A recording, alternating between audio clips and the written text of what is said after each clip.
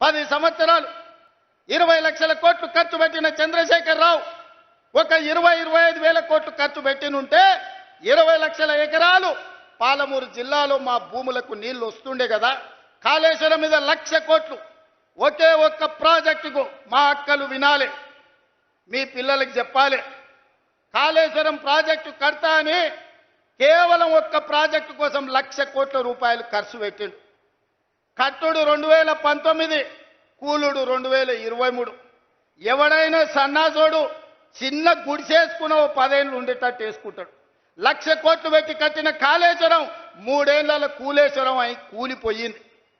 ఆ ఏళ్ళ మేం కట్టిన నాగార్జున సాగర్ చూడు, ఆ ఏళ్ళ మేం కట్టిన శ్రీశైలం చూడు, ఆ ఏళ్ళ మేం కట్టిన జూరాల ప్రాజెక్టు చూడు.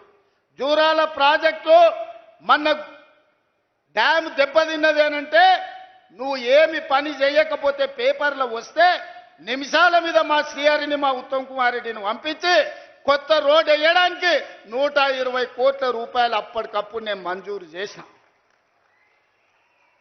ఎట్లా చేయగలిగినా మీ బిడ్డను ఉన్నా కాబట్టి నా జిల్లాకు చేయాలి, అన్యాయం జరుగుతుంటే చూసుకుంటూ ఊరుకోను అని అప్పటికప్పుడు ఇచ్చిన.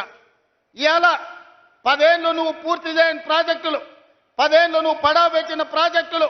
అందుకే దామోదర రాజనరసింహ గారికి ఉత్తమ్ కుమార్ రెడ్డి గారికి చెప్పిన, మా అనిరుద్ధ్ రెడ్డి అడిగితే ఈరోజు అన్ని ప్రాజెక్టులకు సంబంధించి పాలమూరు రంగారెడ్డి ఎత్తిపోతల, కల్వకుర్తి ప్రాజెక్టు, భీమా ప్రాజెక్టు, కోయిల్సాగర్ ప్రాజెక్టు, నెట్టెన్పాడు ప్రాజెక్టు, ఈరోజు ప్రతి ప్రాజెక్టు మహబూబ్ నగర్ జిల్లాలో ఉన్న అన్ని సాగునీటి ప్రాజెక్టుల భూ సేకరణకు ఎన్ని వందల కోట్లైనా ఈ సంవత్సరం డిసెంబర్ 9 తారీఖు లోపల మొత్తం భూ నిర్వాసితులకు వాళ్ళందరికీ నష్టపరిహారం ఇచ్చి భూమి సేకరించి రాబోయే 2 ఏళ్ల ప్రాజెక్టులు పూర్తి చేయడానికి ప్రణాళికలు సిద్ధం చేసినాం.